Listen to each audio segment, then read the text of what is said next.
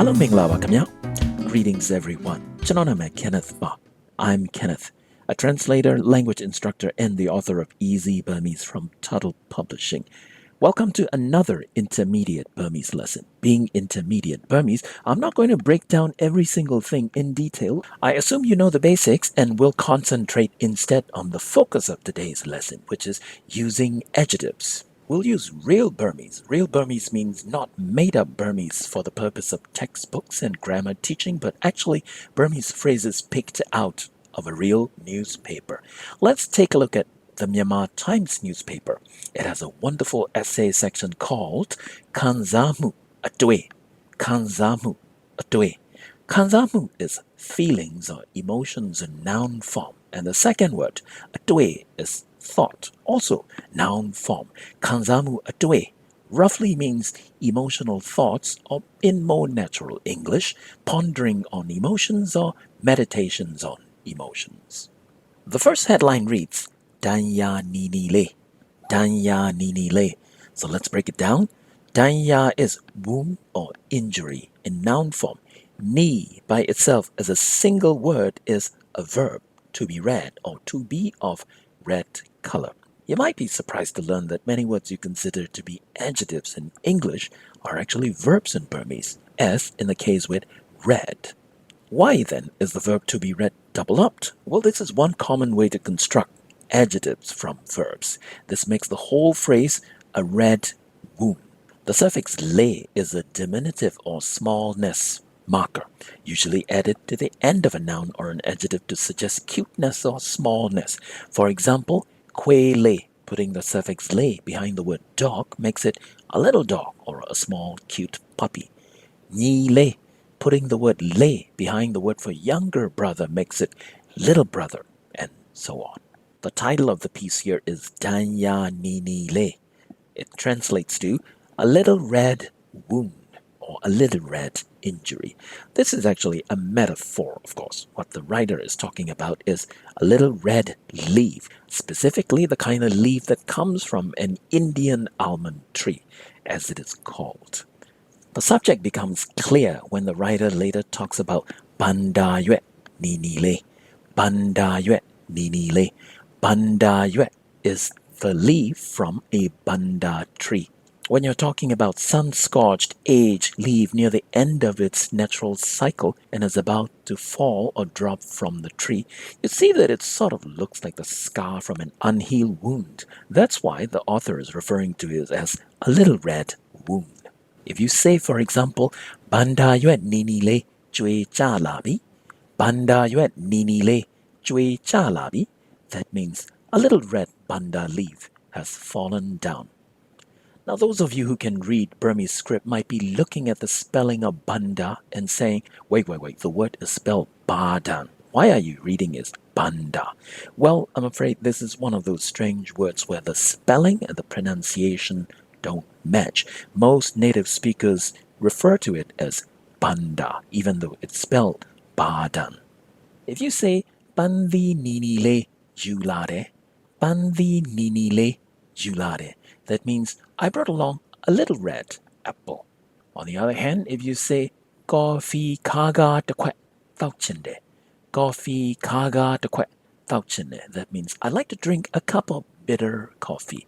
In both cases, doubling up the verb ni to be read as nini and doubling up the verb ka to be bitter as kaga turns them into adjective phrases.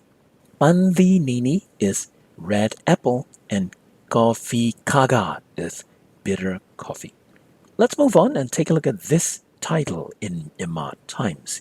It reads Gango Mye Ye Diary. Gango Mye Ye Diary. Gango is a type of flowers commonly found on the Rangoon University campus.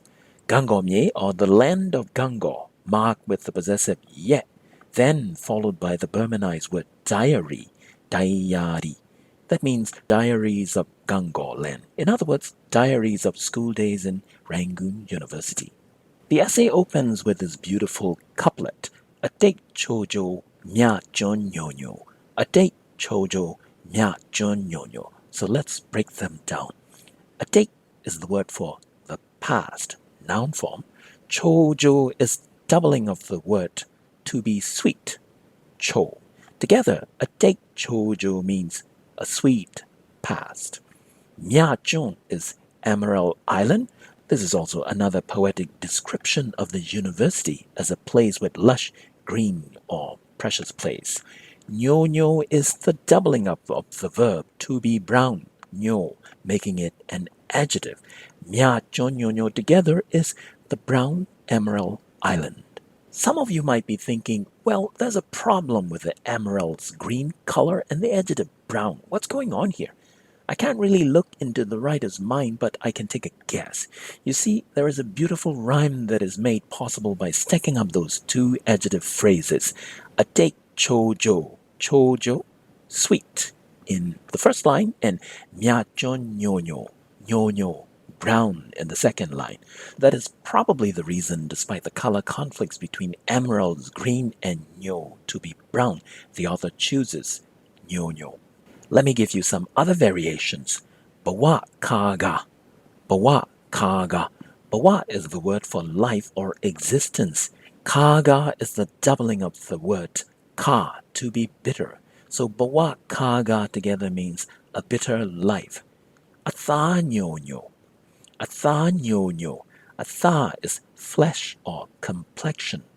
Nyo is the doubling of the word to be brown. So atha nyo means brown complexion or tan complexion. This is how you might describe somebody who is of brown skin or tan colored skin. Atha piu. Piu means to be white. So atha piu means somebody who is fair skin or of fair complexion. Some full sentence examples. Atha nyo ne main kle tiao lan shout lade. Atha nyo ne main kle tiao lan shout lade. That means a young woman of brown complexion came walking this way.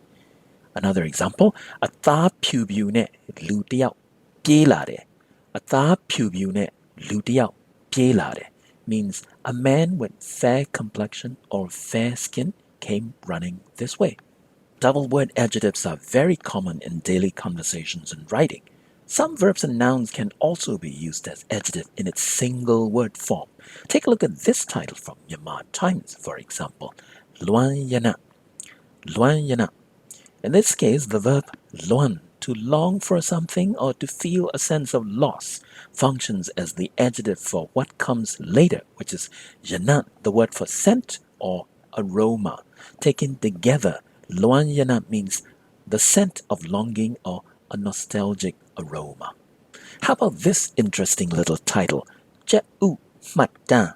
Je'u matin. Here, the word je'u or chicken egg in its noun form functions as the modifier for what comes later, which is matin or record. Together, je'u matin means chicken egg chronicles. Chicken egg being one of the cheapest items the working class people can afford to eat, it was more an examination of life in Burma rather than meals.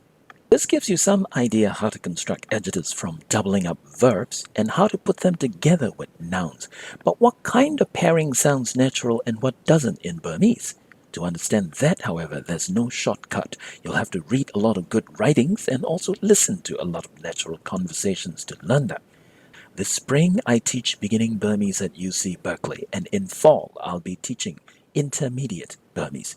If you're interested in learning basic Burmese speaking, please take a look at my book, Easy Burmese from Tuttle Publishing. It's available on Amazon.com and also at Safari Bookstore in City Mall, Yangon, and also at Inwa Books in Yangon, among other places. That's all for this episode. Thank you very much for watching. See you next time. Namadribe.